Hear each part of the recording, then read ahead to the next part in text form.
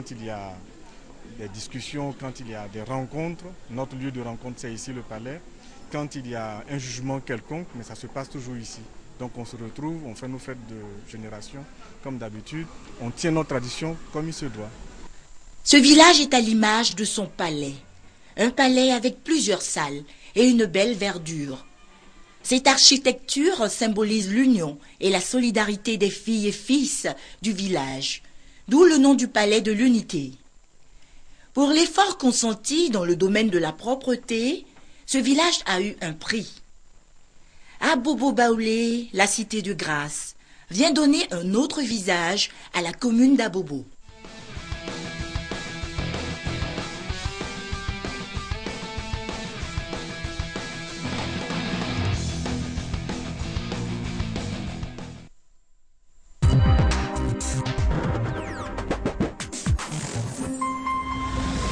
Elite Model Look, le plus prestigieux concours de mannequins au monde, qui a découvert les plus grands tops comme Cindy Crawford, Gisèle Bündchen, Stéphanie Seymour, Sigrid Agren, Cora Emmanuel et beaucoup d'autres, arrive cette année en Côte d'Ivoire. Vous êtes une jeune fille entre 14 et 22 ans et vous mesurez plus de 1m72. Participez à l'un de nos castings.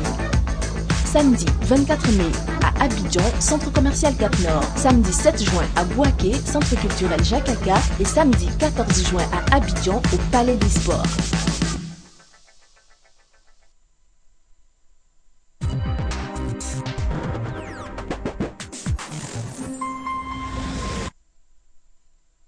Hein. Vous avez dit qu'il faut partir du nez pour... Enfin voilà, elle va le faire elle-même.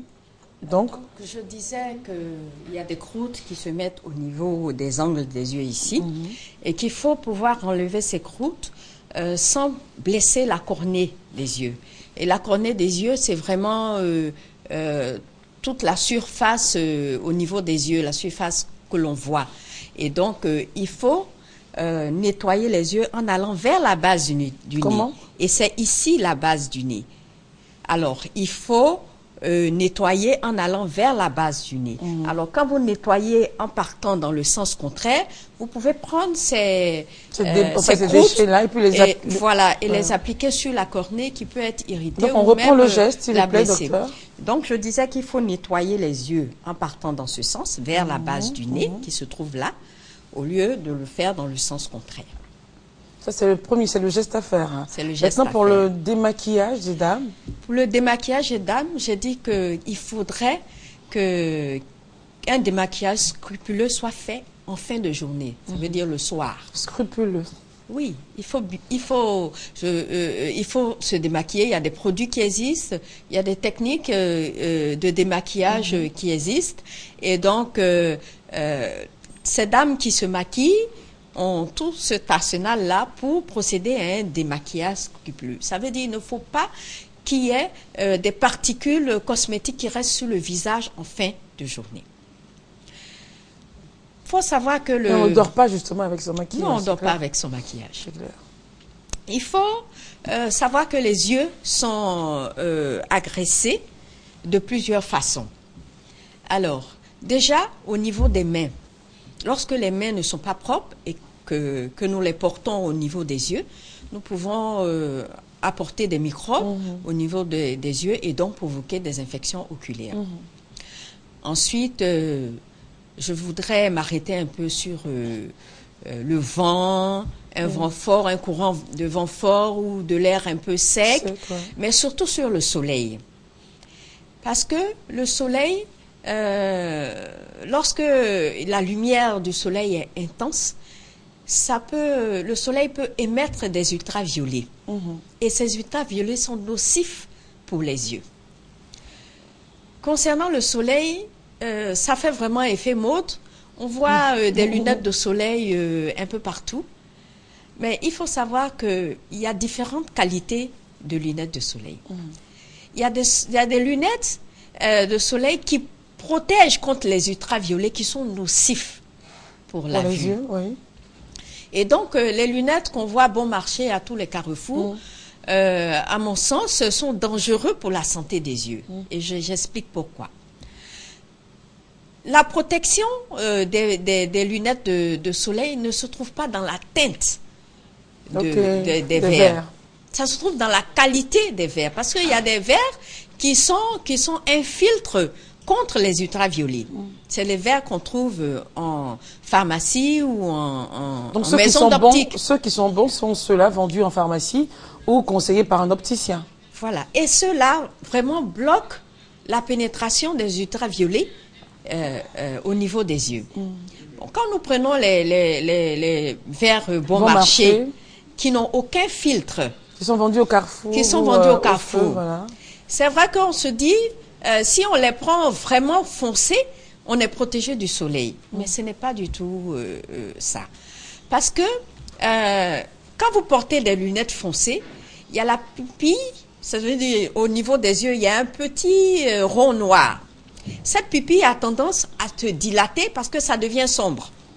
Et quand cette pupille se dilate, eh bien, ça permet non seulement à la lumière forte et aux ultraviolets de pénétrer facilement au niveau des yeux et d'endommager les yeux. Alors, vaut mieux ne pas porter de lunettes de soleil que de porter des lunettes de soleil bon marché qui ne vous protègent pas, qui au contraire vous exposent aux ultraviolets. Tout à fait. Et au niveau des enfants, c'est vraiment plus important parce que à l'intérieur de l'œil, on a un organe qui s'appelle le cristallin, qui est un filtre contre la lumière forte. Et donc, au niveau des enfants, ce filtre-là, comme il n'est pas encore bien mature, il ne fonctionne pas bien. Le cristallin ne fonctionne pas bien comme un filtre, jusqu'à l'âge de 12 ans. Alors, comment faire pour protéger leurs yeux, justement? Ben, il faut effectivement des lunettes de qualité. Pour Même pour les enfants aussi? Oui, surtout pour les enfants, parce que comme je l'ai dit, leur cristallin n'est pas encore bien mature et donc il ne se comporte pas comme le filtre qu'il devrait être. Parce que chez un enfant de moins de 12 ans, le cristallin arrive à laisser jusqu'à 75% des ultraviolets passer. Alors que chez un adulte de 25 ans et plus, c'est seulement 10% des ultraviolets qui arrivent à passer. Donc l'enfant a besoin d'être protégé. Et donc ces lunettes gadgets qu'on voit, ah oui, ces lunettes gadgets qu'on voit aux yeux des enfants sont vraiment à bannir. Parce qu'on les expose à la lumière du soleil. Donc il faut justement voir un opticien ou aller en pharmacie pour avoir de la protection pour leurs yeux. Une garantie dans la protection des yeux. Les adultes aussi d'ailleurs. Parce qu'il faut savoir que le fait de subir un ensoleillement quotidien pendant plusieurs années augmente le risque de cataracte. Nous connaissons tous en Côte d'Ivoire ce que c'est que la cataracte. Et comme nous sommes dans un pays très ensoleillé, c'est bien de prendre des lunettes de soleil de qualité. Je voudrais aussi revenir un peu sur l'ordinateur portable. Alors, l'ordinateur portable, lorsqu'on a une utilisation prolongée, on a ce qu'on appelle un syndrome des yeux secs. Ça veut dire que vous êtes fixé sur l'ordinateur, vous ne clignez même pas des yeux. Or, les yeux ont besoin d'être réhydratés par les larmes. Alors, c'est les clignements des yeux qui font que les glandes lacrymales, qui sont responsables de la production des larmes, produisent des larmes et les paupières permettent de repartir ces larmes-là sur l'ensemble des yeux et de les nettoyer par la même occasion. Alors, si vous êtes fixé sur l'ordinateur, que vous ne bougez pas, ce qui fait qu'à la fin de la journée, vous avez ce qu'on appelle un syndrome des yeux secs. Et là, c'est vraiment une irritation, c'est vraiment un problème dans la santé des yeux. Merci beaucoup, docteur. Merci. Je rappelle que vous êtes docteur Komara. Avec vous, on a parlé donc, Komara Dalifanta. Voilà. Nous avons parlé de l'hygiène des yeux. Vous êtes sous-directeur de la promotion de l'hygiène au ministère de la Santé et de la lutte contre le sida. Vous avez des contacts pour ceux qui aimeraient en savoir davantage, nous sommes à la direction de l'hygiène publique. Nous pouvons être touchés au 22 42 07 94 ou le 22 42 80 56. Merci beaucoup. Je vous en Juste prie. après la réclame, nous parlerons donc de porter un toast, comment le faire, qu'est-ce qu'un toast. Et c'est avec évidemment Madame Fatou Sako présente sur ce plateau. À tout de suite.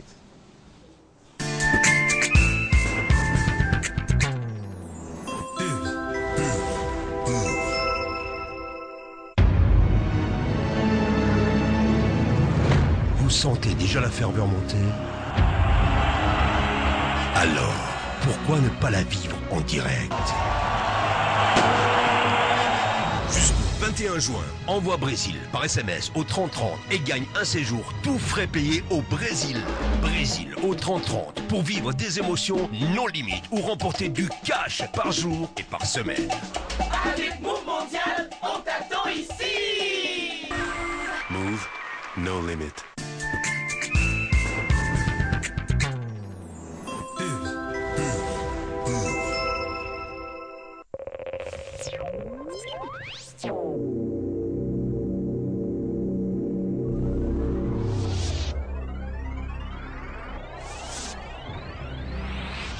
Usagers de l'autoroute du Nord, pour un meilleur entretien de la route, acquittez-vous des frais de péage selon les modalités suivantes. Véhicule léger, 1250 francs CFA par passage et par poste de péage. Minicar jusqu'à 31 places, 2500 francs CFA par passage et par poste de péage. Camion et car de plus de 31 places, 3750 francs CFA par passage et par poste de péage. Gros camions et poids lourds, 5000 francs CFA par passage et par poste de péage. Le péage routier permet de remédier efficacement à la dégradation de la route et de préserver le bon état de vos véhicules. Ensemble, prenons la route du développement.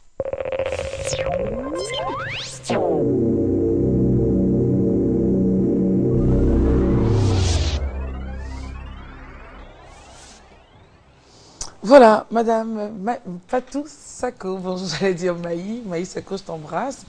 Vous êtes communicatrice et avec vous, nous allons donc en savoir davantage sur le toast du moins. Comment porter un toast.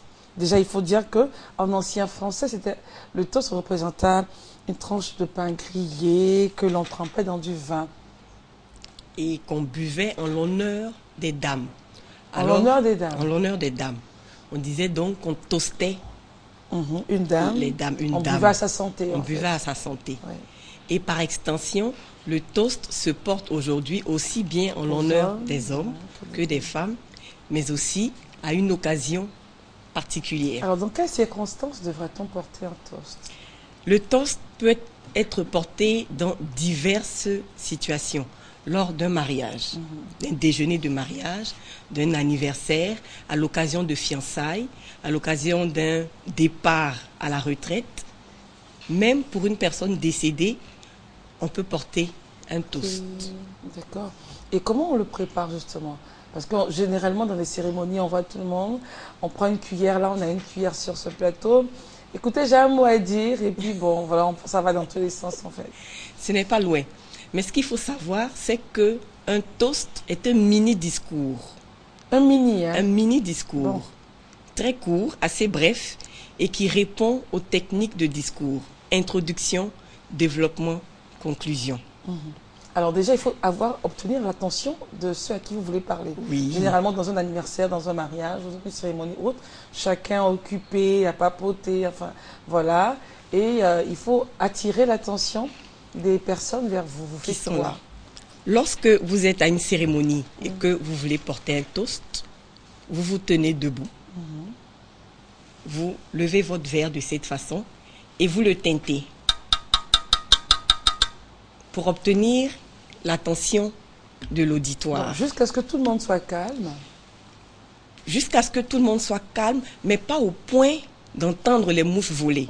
Parce qu'il serait difficile d'attendre que le calme plat s'installe. C'est pas possible s'installe. dans une cérémonie. De toutes les façons, lorsque vous faites ceci, souvent, des personnes vous relaient dans la salle. Vous entendez des gens dire « Chut, taisez-vous, taisez-vous ».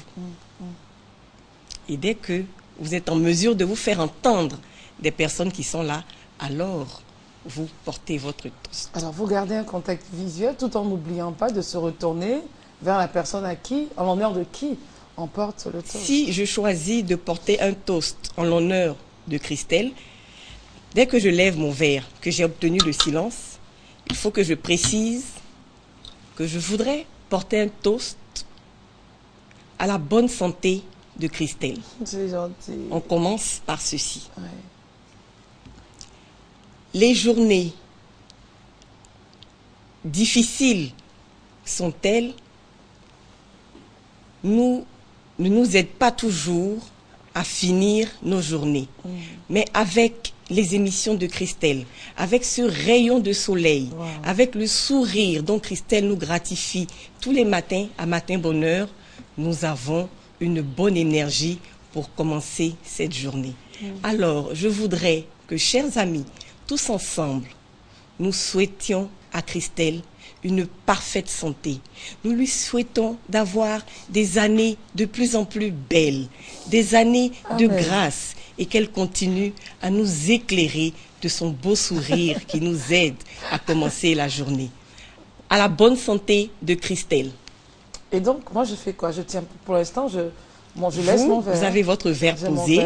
D'accord. Vous êtes assise pendant que nous sommes debout. Et nous levons nos verres, nous buvons et nous le reposons. Et moi, Et vous, vous vous tenez debout. De façon très brève, vous dites merci. Merci beaucoup, Madame Seck. Vous ne pouvez pas être plus longue que la personne qui a porté le toast pour vous. C'est clair. Donc, je dis simplement merci. Vous dites merci. Vous pouvez dire autre chose, mais il s'agit de ne pas être... Principalement, personnellement, je suis très touchée. Vous buvez. Merci. Et je bois. Et vous vous asseyez. En plus, j'avais soif, en fait. Allez-y. En tout cas, merci beaucoup. Alors, aussi simple que ça. Aussi simple. Pas long. Pas long. Mais on voit souvent des personnes qui racontent des histoires en même temps, juste pour faire marrer un peu. Si j'avais de belles anecdotes sur vous, je les aurais racontées. Quelque chose pour amuser l'assistance, pour accroître cette sympathie-là que je veux éveiller en chacun en portant le toast. Je leur aurais laissé le temps de rire doucement. Doucement. Tout doucement. C'est pas évident qu'on rit. C'est pas évident que les gens rient doucement, les gens ils se lâchent quoi, c'est la fête. Il faut les laisser finir de rire parce que si l'assistance n'a pas fini de rire, on ne vous entendra pas. Évidemment. D'accord. Quand tout le monde a souri et ri, vous continuez à porter votre toast, à faire des vœux, à faire des éloges même si vous voulez sur la personne, le choix de votre toast. En tout cas, merci beaucoup, Madame Seko. On a tous été très enseignés sur comment porter un toast. Prochainement, je souhaiterais qu'on puisse débattre du sujet, de comment faire un discours lors de cérémonies. Quel type de discours faire? Parce que très souvent, les gens sont fatigués, mais on voit celui qui doit intervenir, il vient avec déjà 10 feuilles, tout le monde est découragé. Dès qu'il dépose les feuilles, il vous dit, je ne serai pas long, hein. Mais il parle, il finit pas, il parle. Et finalement, ça murmure. Du coup, l'attention, toute personne ne le regarde. Mais bon, il doit finir son papier. Mais rassurez-vous, nous avons énormément de techniques de discours que nous mettrons volontiers. Mais ça, ce sera très intéressant. Vraiment, ça va aider beaucoup de personnes et surtout la souffrance de l'assistance lors des cérémonies va diminuer. Merci beaucoup. C'est moi. Et puis, excellente journée sous la pluie. Hein. Merci. Voilà, faites attention. Docteur Bedjo, Yannick, bonjour. Bonjour. Vous avez appris pas mal de choses sur comment porter un toast. C'est très beau hein, pour les aristocrates. Je pense que... non, pas forcément les aristocrates. Non, en fait, tout le monde. Oui, bien sûr. Mais porter un toast de cette manière-là, c'est très beau. Et ben, je voudrais savoir peut-être avec quelle boisson il faudrait porter le toast. Oui, c'est vrai. Très belle question. Ici, j'ai de l'eau. Oui. Le toast se porte avec tous les breuvages. Vous pouvez boire du champagne, du vin, de l'eau, du jus, du thé ou même du café. C'est-à-dire que le breuvage donc, qui est dans votre verre. Dans votre verre. Ok. D'accord. Merci beaucoup, madame. C'est très beau en tout cas. Alors, docteur Bedjo, vous êtes enseignant-chercheur à l'université Félix Houphouët-Boigny et vous êtes là pour nous parler du colloque international Isola 2014. Qu'est-ce que c'est? Oui, le colloque Isola, en fait, la société Isola est une société savante qui regroupe des chercheurs du monde entier qui viendront en Côte d'Ivoire pour la 10e conférence de cette société-là. Et ils ont choisi notre pays, la Côte d'Ivoire, pour réfléchir sur un thème qui est la littérature orale et éducation. Littérature orale et éducation. Pourquoi ce thème? Montrez-nous un peu l'importance de ce sujet. Oui, c'est un sujet important parce que il faut dire que le développement de nos pays d'Afrique pose un problème aujourd'hui. Et nous qui sommes des pays à tradition orale, nous sommes en train de passer de la tradition orale à une tradition d'écriture. Et certaines valeurs de nos sociétés sont en train de se perdre. Et il faudrait réfléchir à comment sauver ces valeurs traditionnelles pour un développement efficient des pays d'Afrique. Et je pense que ces savants-là viendront pour porter la réflexion sur ces différentes questions importantes pour le développement des sociétés africaines. Transcrire donc ces faits-là par écriture, à ce moment-là. Oui, bon... Ce serait une solution, l'une des solutions. Ça aussi, bon, c'est ce qu'on va appeler l'oralité seconde. Ça existe déjà. Mais la question est plus profonde. C'est peut-être aussi comment porter à l'éducation nationale, à l'éducation populaire, les traditions, en fait, les éléments traditionnels de nos cultures à l'éducation. Parce qu'aujourd'hui, vu les éléments de mondialisation et autres, on a beaucoup d'éléments qui nous viennent de l'extérieur et à tout moment, nos enfants, nos jeunes sont pratiquement exposés à d'autres cultures qui ne sont pas les nôtres. Et je pense que réfléchir sur la tradition orale et son apport pour nos sociétés africaines modernes aujourd'hui pourra vraiment aider les jeunes à pouvoir en fait, comprendre mieux, avoir des bases pour pouvoir quand même... Voilà, c'est très important parce que vous allez transférer toutes ces connaissances-là au niveau de l'éducation nationale, l'éducation populaire, j'allais dire ainsi. Oui, bon, en fait, il y a 3 niveaux. Il y a 3 niveaux qu'il faudra voir. Il y a d'abord au niveau de l'éducation traditionnelle. Au niveau de l'éducation traditionnelle, comment la tradition ou les éléments traditionnels ont permis d'asseoir certaines valeurs sociales et éducatives de nos sociétés traditionnelles. Donc, après cette histoire, il faudra aussi voir l'éducation formelle en milieu scolaire et universitaire. Donc, l'éducation formelle en milieu universitaire, comment ces tests ou ces éléments de la tradition orale ou de la littérature orale sont portés à l'écrit ou même en disque, sur CD, sur support, en fait, sur support média ou audiovisuel. Donc, il y aura cette réflexion-là. Quelles sont les différentes modifications qu'il faut porter peut-être à un test de la littérature orale pour en faire un test écrit ou sur support audiovisuel. Et ce sera du 12 au 15 juin 2014? Oui, du 12 au 15 juin 2014 au niveau de... À l'université et à l'ENS. Et à l'ENS. Et il faudrait aussi dire que aujourd'hui, dans nos sociétés urbaines, on a une mutation de la tradition orale. Je prends par exemple le cas du zouglou. Le zouglou, par exemple, c'est un art de la parole qui est issu de la tradition orale, mais qui est en train de devenir un art urbain. Donc, il y a toutes ces réflexions-là qui vont être portées par les chercheurs et les savants qui viendront ici. Et donc, nous rappelons la date du 12 au 15 juin. 12 au 15 juin. Toujours à l'université et à l'ENS. L'ouverture se fera à l'université, à l'amphi du district, et les travaux des ateliers, les panels, se feront au sein de l'ENS. D'accord. Alors, vous avez un appel à lancer, des contacts à donner? Oui, c'est dire d'abord que le sujet intéresse tout le monde. C'est un sujet assez important. Et donc, nous invitons d'abord le monde universitaire, les enseignants, chercheurs, les enseignants de collège, les étudiants, les élèves, en fait, la population ivoirienne, à pouvoir s'intéresser à cette question-là et du 12 au 15 de remplir les amphis et les salles de TD pour pouvoir prendre part à ce colloque. D'accord. Tout a été dit et bien dit. Oui, je voudrais laisser le contact du docteur Kofi Léon, qui est le président du comité local. Donc, le docteur Kofi Léon, il pourra être joint au 07 48 24 74. Et le mien aussi, au 05 50 48 50. Merci beaucoup, docteur Bedjo Yannick. Vous êtes enseignant-chercheur à l'université Félix Houphouët-Boigny et vous étiez là pour nous parler du colloque international Isola 2014. Voilà votre contact de 05 50 48 50. Merci d'être venu. Christelle. Et excellente journée du mardi. Merci à vous aussi. Le beurre de karité.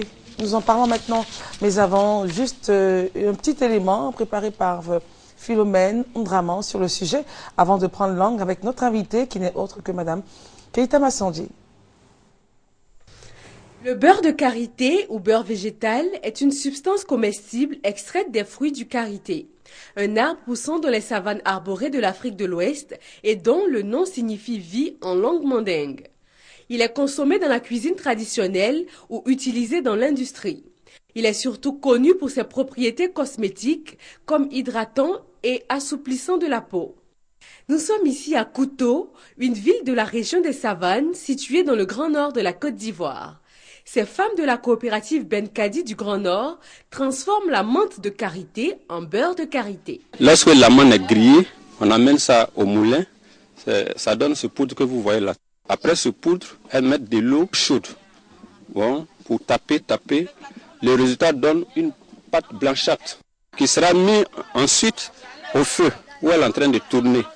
Donc c'est ce résultat qui va nous donner l'huile que nous recherchons, qu'on appelle communément le beurre de karité. Donc c'est par la suite, nous faisons la mise en carton. Ces femmes ne désespèrent jamais malgré leurs conditions de travail. Elles arrivent tant bien que mal à vaquer à leurs occupations. Les fours que vous voyez, nous avons fabriqué ça localement. Nous n'avons pas de moyens de bord.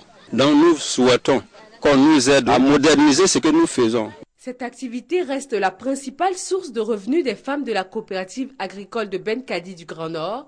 La récolte et l'extraction du karité sont principalement effectuées par les femmes des zones rurales. Voilà, alors l'importance du beurre de karité, on vient de la voir. Vous êtes présente sur ce plateau. Bonjour Madame Keita. Bonjour. Vous êtes vous aussi productrice de beurre de karité. Oui. Et vous voulez, votre désir, c'est de faire la promotion en tout cas de ce beurre-là, de cette amande-là. Oui. Nous avons vu que c'est des amandes qui sont donc transformées. On a une huile, on a tout ce qu'il faut. Alors, quelles sont les propriétés du beurre de karité pour qu'on puisse en faire la promotion? Voilà, le beurre de karité d'abord intervient dans beaucoup de domaines. Par exemple, dans la cosmétique, tous les produits cosmétiques là sont faits à base de beurre de karité. Tous ou bien certains? Tout. Défrisants, pommades de cheveux, pommades pour le corps, crème, même les savons sont faits à base de beurre de karité. Vous voyez, le savon Kabakoro même est fait à base de beurre de karité. Alors, Kabakoro, pour ceux qui ne sauraient pas de quoi on parle, c'est un savon noir, c'est ça, hein? Oui. Noir, qui sert généralement à laver les assiettes. À la vaisselle. La vaisselle. D'accord. Voilà. Donc, même ce savon-là, qui est tout rond est fait à base de beurre de karité. Voilà. Et aussi, le beurre de karité aussi intervient aussi dans la chocolaterie. Tous les chocolats que nous avalons longueur de journée, il y a plein de... L'huile, en fait, ou c'est quoi? C'est le beurre même. Le beurre même. Le beurre raffiné. Puisque il y a le beurre il y a le beurre de karité brut qui n'est pas raffiné, c'est-à-dire qui n'est pas filtré. Il y a celui-là qui est travaillé. Voilà, il y a celui-là qui est travaillé, celui-là, c'est ce beurre-là qui intervient dans la chocolaterie. Et aussi, il y a le plus raffiné. On peut raffiner même le beurre et le mettre ça en huile de table. Wow. Oui. Alors, vous avez dit aussi, vous me disiez en antenne, que le beurre de karité intervient dans la guérison de plusieurs infections. Ça intervient dans la guérison de près de 43 infections. Le karité même en général. En général. Voilà. L'arbre, l'écorce, les racines, tout. Vous avez parlé aussi qu'il fallait l'utiliser pour les vergetures, pour les femmes qui les ont, ou même les hommes. Oui, les hommes. Et comment ça sera appliqué à ce moment-là? C'est-à-dire, le soir, le matin, vous pouvez appliquer d'autres produits. Maintenant, le soir, au coucher, vous appliquez le beurre de karité et ça soigne les plaies internes. Ça soigne les plaies internes, les blessures internes, ça soigne ça. C'est-à-dire, vous, il faut qu'on utilise le beurre de karité à longueur de journée. C'est ça? Oui. D'accord. Et là, c'est transformé, vous avez... on va juste ouvrir. C'est juste naturel, sans ajout. Sans ajout. sans ajout, ce beurre-là est filtré. C'est-à-dire, comme le beurre de karité est fait de manière artisanale, voilà, nous avons aussi une unité de purification. Donc, quand ce beurre-là est fabriqué, nous le purifions, c'est-à-dire nous le filtrons, nous enlevons toutes les impuretés. Mais là, tout à l'heure, dans l'image que Rokia Sissoko nous a présentée, la couleur n'était pas... voilà, la couleur est différente que celle que vous avez. Pourquoi? Puisque ça dépend aussi de la cuisson. Bon, ça dépend de la fabrication. Chaque beurre a sa fabrication. Mais là, c'est fabriqué, bon, on va dire de façon artisanale. C'est fabriqué de façon artisanale. Oui, d'accord. Mais le vôtre, là, il est fabriqué comment pour que les couleurs soient différentes? Parce que là, on voit une couleur, c'est ça? Voilà. C'est une autre couleur qu'on voit là. Ça, c'est le truc, comment ça s'appelle, le tourteau qu'on recueille là. C'est vraiment la couleur des amandes en fait là. C'est la couleur des amandes là. Et là, ce qu'on a justement en ville, chacun a, c'est toujours un peu ce jaune un peu palo. Voilà. C'est dû à quoi? C'est dû d'abord à la cuisson, au séchage. Parce que le beurre de karité d'abord, pour qu'il y ait le vrai beurre, disons, le vrai beurre de karité est de couleur blanche pâle. Blanc pâle. Le vrai beurre de karité est de couleur blanc pâle. Maintenant, lorsque c'est jaune, c'est qu'il y a ajout. C'est nos moments au village, il y a d'autres pour que, au moins, pour dire, ah, mon beurre joli, mon beurre le plus truc. Ici même à Abidjan, quand tu envoies quelqu'un pour aller au marché, il faut prendre jaune, hein. Pourtant, c'est pas jaune là même qui est bien. Ah bon, qu'est-ce qui est bon alors? C'est la couleur blanche pâle. Ou la bien couleur cette blanche couleur. Pâle, cette couleur là. Ou bien cette couleur. Mais nous, on aime bien quand c'est bien jaune. On a tort de le faire en fait. Quand c'est bien jaune, elles ajoutent des colorants. Ah, et là, ça pourrait détruire le produit. Voilà.